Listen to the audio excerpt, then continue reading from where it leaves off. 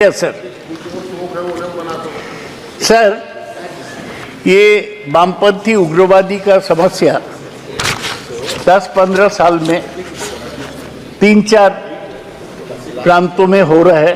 सबसे ज़्यादा छत्तीसगढ़, उसके बाद महाराष्ट्र के गढ़चिरौली, उसके बाद उड़ीसा के कोरापुट और उसके बाद आंध्रा के कोई अंश में। अभी भी हर हफ्ता मैं देखता हूं कि एनकाउंटर हुआ सिक्योरिटी फोर्स के साथ माओवादियों को, बंद नहीं हुआ। लेकिन मैं आपके संज्ञान के लिए बताना चाहता हूं कि पश्चिम बंगाल में भी वामपंथी उग्रवाद हुआ, लेकिन वहां पर ममता बनर्जी के सरकार वहां पर डेवलपमेंट का जो काम किया और ट्राइबल लड़कों को नौकरी दिया। सुनिए ना,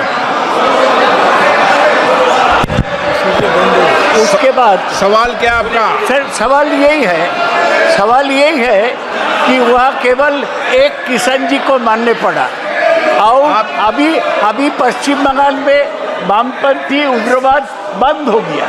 मैं माननीय स्वराष्ट्र मंत्री को, गृह मंत्री को पूछने चाहता हूं कि क्या पश्चिम बंगाल का एग्जाम्पल वो स्टडी करेंगे और वही मॉडल सारा छत्तीसगढ़ दूसरे जगह में अप्लाई करेंगे, क्योंकि ये लोग कंट्रोल नहीं कर पा रहे हैं।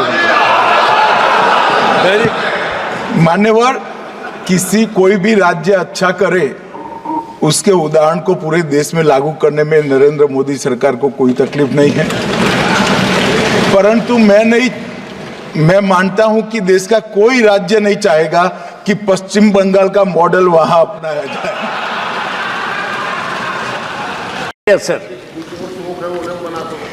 सर ये वामपंथी उग्रवादी का समस्या 10-15 साल में 3-4 प्रांतों में हो रहा है।